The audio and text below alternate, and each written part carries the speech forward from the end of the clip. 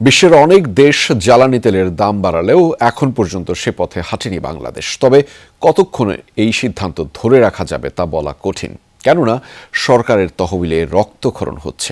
এমন মন্তব্য করেছেন অর্থ ও পরিকল্পনা মন্ত্রী আমির খসরু মাহমুদ চৌধুরী। আবারও স্পষ্ট করলেন, এলডিসি থেকে বেরিয়ে উন্নয়নশীল দেশ হওয়ার জন্য প্রস্তুত নয় বাংলাদেশ। পরিবর্তনের অদ্ভুত মঞ্চে দাঁড়িয়ে বাংলাদেশ আর এক পা এগোলেই জাতিসংঘের হিসাবে মিলবে উন্নয়নশীল দেশের তকমা। কিন্তু তাতে আর মিলবে না সহজ বাণিজ্যের সুবিধা, বাড়বে প্রতিযোগিতা, আর সেই চাপটা সরাসরি পড়বে রপ্তানি খাতে। তাই দায়িত্ব নিয়েই এলডিসি গ্র্যাজুয়েশন পেছাতে আবেদন করে নতুন সরকার। এই ইস্যুতে একাধিক বৈঠকও হয়েছে জাতিসংঘে। বিতর্ক আরও সরগরম হয় রোববার। বাংলাদেশ এলডিসি গ্র্যাজুয়েশনের জন্য কতটা প্রস্তুত তা জানাতে জাতিসংঘের সাথে যৌথ মতবিনিময়ের আয়োজন করে অর্থনৈতিক সম্পর্ক বিভাগ ইআরডি। গবেষকরা বলেন, রাজনৈতিক অস্থিরতার মাঝেও বাংলাদেশের গড় আয় কিংবা বৈষম্য সূচক ভালো। বৈশ্বিক সংকটের ধাক্কা সব দেশেই লেগেছে, তাই আলাদা করে বাংলাদেশের এলডিসি উত্তরণ পেছাবে কিনা তা জানা যাবে জাতিসংঘের মূল অধিবেশনে।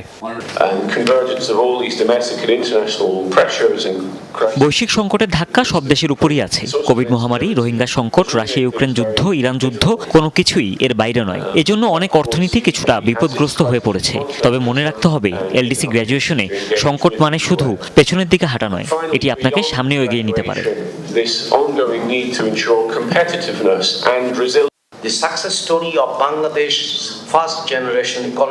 এই সরকার নতুন অর্থনৈতিক মডেল আনতে চায়, যা একটি দুটি খাতের উপর নির্ভরশীল হবে না। ভোগ ও বিনিয়োগের উপর ভিত্তি করে অর্থনীতি চলবে। অযাচিত রেস্ট্রিকশন থাকবে না। আমরা এলডিসি গ্র্যাজুয়েশনের পথটি সহজ করে নিতে চাই। অর্থ পরিকল্পনা মন্ত্রী বলেন, শুধু সূচকের ভিত্তিতে সিদ্ধান্ত নিলে চলবে না। এত সংকটের মাঝেও সরকার নতুন অর্থনৈতিক মডেল আনতে চায়। সেটি করা গেলে উত্তরণ আরো সহজ হবে। Very low equilibrium.